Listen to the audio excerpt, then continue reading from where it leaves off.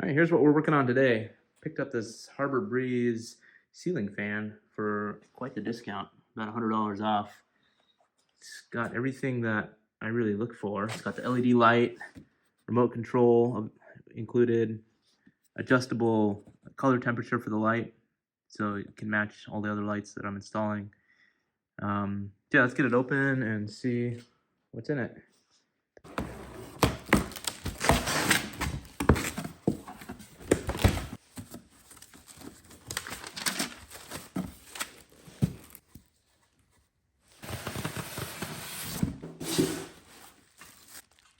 Color adjuster right here.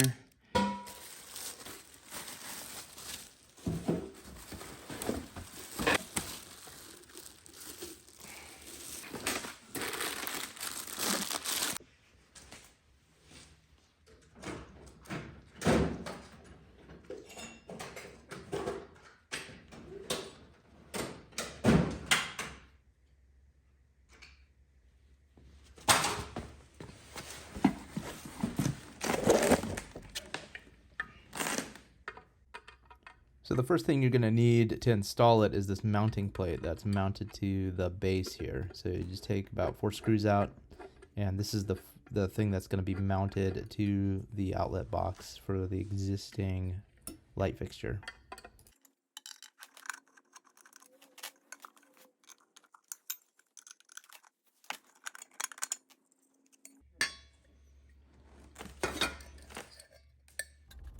Now we are going to remove the existing light fixture with the breaker off, of course.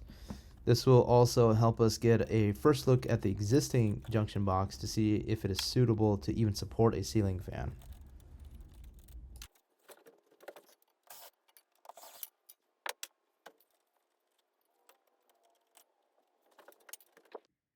Here's what we got. It's a shallow box, but it's a metal box, and it's drilled in to a stud or a ceiling joist that runs right above it. So we may be good just to use what we've got here for our ceiling fan, because this thing is solid. It's not going anywhere. So let's try that. This is the bracket that attaches to the box in the ceiling, but they don't include any of these screws. So I'm reusing the screws that came with the old front off of this old bracket from the old light fixture.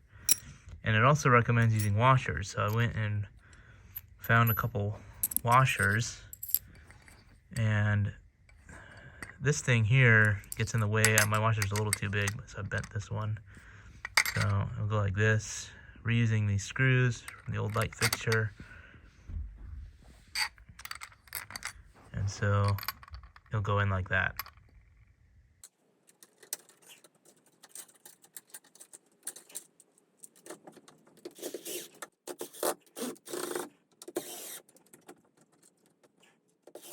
Once you have the base attached, now you're going to take the little black transmitter box and you're going to attach it to the wires that you have.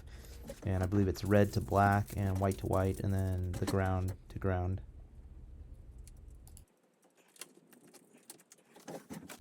Here you can use that little hook that's attached to the mounting plate to rest the base on there while you attach the transmitter to the clip that's coming out of the base.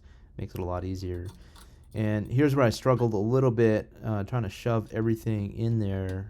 There is a lot of room, but it has to be everything has to be positioned just right so it fits snug up against the ceiling. So I had a little bit of trouble just positioning everything properly. Just something to keep in mind.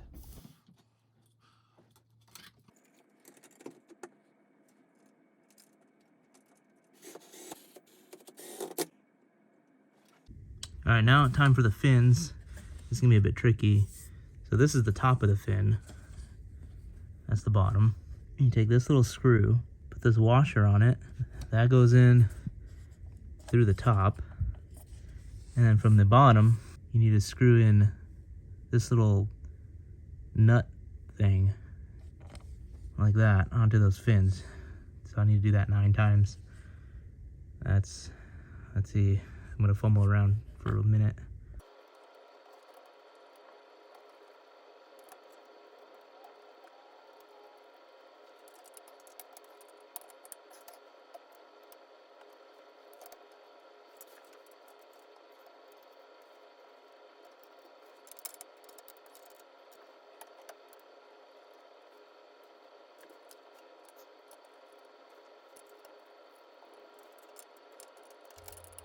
Once you're finally done with these fins and your arms feel like jello, now you back off these 3 screws in the middle here. You take one out completely actually, and then you put on this beauty plate, tighten the screws back on. Here's where the real fun begins, trying to get this light attached to that beauty ring. It's got 4 indents around that top where the screws are supposed to attach to, but it kind of just snaps into that beauty ring. And I could only get maybe 3 sides snapped in, and the 4th side would just not go in, no matter how hard I pushed. So I went and just got a couple clamps out of the garage and to help me out here, and those finally got it to squeeze in, and barely got those screws in to attach this light. Here's my proud moment of victory when I finally get to screw in the last part, the glass cover for the light. Now the easy thing, the last thing to do is unpackage the remote, put the battery in, and find a spot for this wall mount for the remote.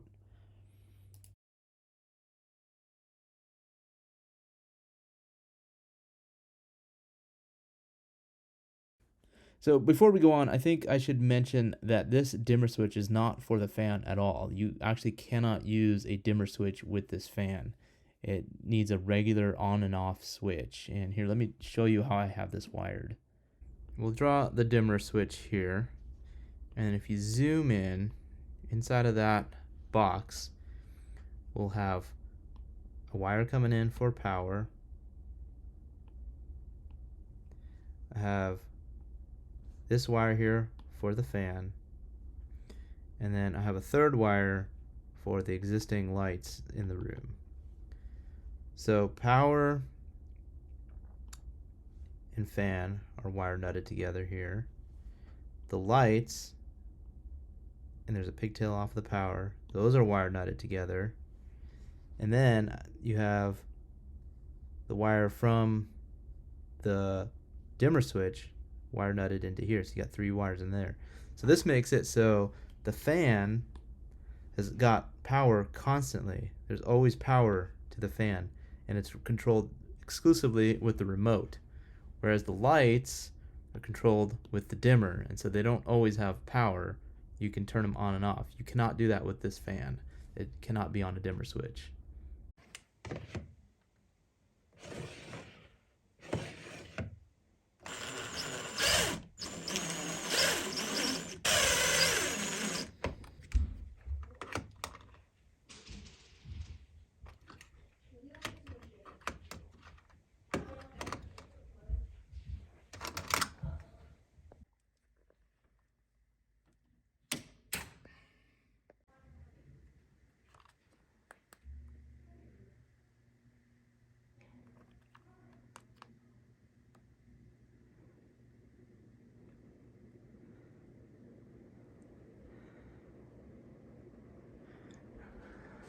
It's working.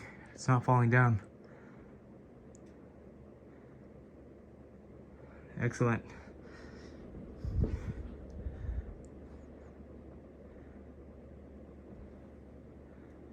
Slow it down.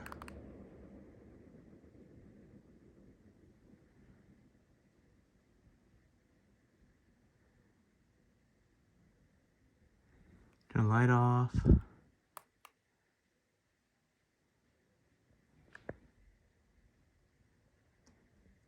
Alright, that was a pain in the ass. Maybe that's why I was on a discount. Alright, see you guys on the next one.